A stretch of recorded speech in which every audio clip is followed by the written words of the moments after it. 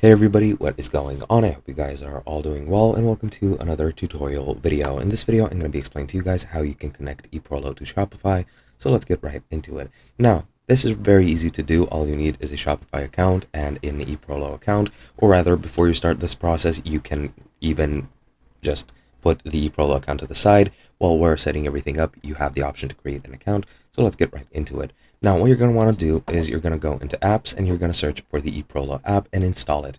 Now, as you see, it is under my installed apps, meaning that I have already installed it, but you just want to click on it and install it. Once you install it, it'll prompt you either to log into an existing Eprolo account or to create one by entering your email and your password, and it'll just create a free account for you. It's going to give you a couple of different options. You'll have some things to read if you want to, get more familiar with Eprolo. However, you don't need to read any of that. However, what you will need to do is select a storefront. In this case, of course, you will be selecting Shopify. So once you select that and click next, you're good to go.